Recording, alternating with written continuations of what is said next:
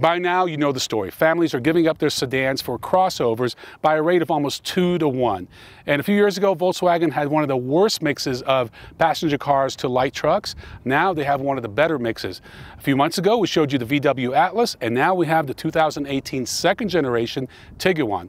A lot of new features here. You have a new engine. You've got an 8-speed automatic transmission. The vehicle is almost 11 inches longer than the outgoing model, and you have an all-important third-row seat option.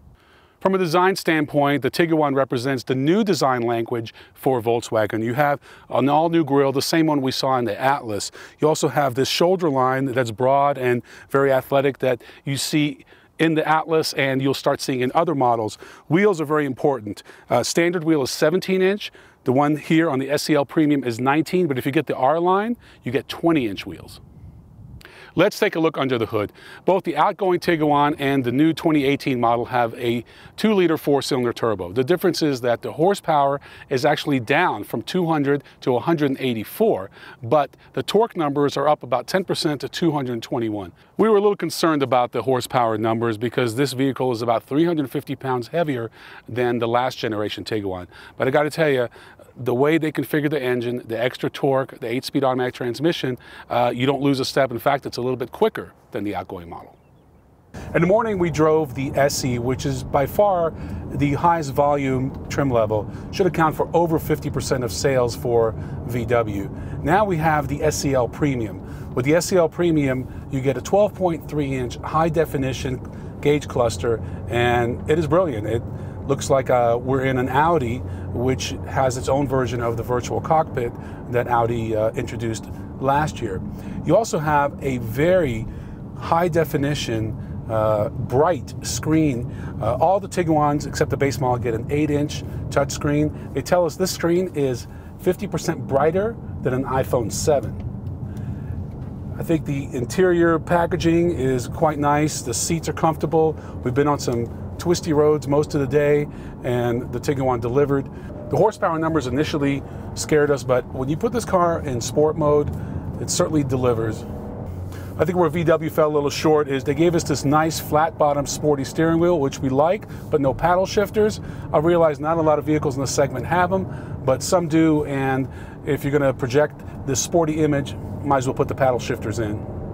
Both the front and second row seats are extremely comfortable. This vehicle is very spacious considering it's a compact crossover. Third row is what it is. Again, that's primarily for small kids or to use for emergency situations and short-term driving.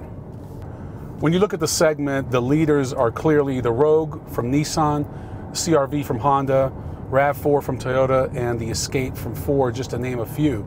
It's a very crowded segment, but I think there is room for a vehicle like the Tiguan, and last year proved it, and that was an old body style. They made a lot of improvements to this vehicle. It's considerably roomier than the outgoing model and the rest of the segment. It has a lot of cargo space and a lot of head and shoulder room. So if you're looking for something a little bit bigger but you don't want to move up in class, this should definitely be something to consider. I think the leaders in the segment are a safe choice to make. I think the Tiguan is a bold choice to make, but Volkswagen is definitely offsetting that with this warranty, which really surprised us that they're willing to back it for 6 years and 72,000 miles. As far as styling goes, that is a personal decision. Yesterday I was with another journalist. He's 35, has 2 small kids, married. This is the perfect vehicle for him, but he said the styling doesn't speak to him. I think this is a very distinctive styling and has more of a masculine flair to it. So if it's a vehicle you're going to share between husband and wife and you don't want something that looks very feminine, this would definitely be a great choice to put on your list. The 2018 Tiguan starts at $25,345 for the S and $26,645 for the S with all-wheel drive. The top-of-the-line SCL comes in at $36,250 for the front-wheel drive and $37,550 for the all-wheel drive. The first-generation Tiguan got off to a sluggish start in the U.S. However, in 2016, it had its best year ever. So good that they're actually keeping it around as the Tiguan Limited. I think this 2018 model is going to do quite nicely, primarily because it's longer, it has the all-important third row, and it's got great driving dynamics. No CVT in this Tiguan, you got a proper 8-speed transmission. VW priced it right, and with the 6-year, 72,000-mile warranty, it should be a real winner and should be on your list. I'm Ron Doran. Thanks for watching. We'll see you next time on The Driver's Seat.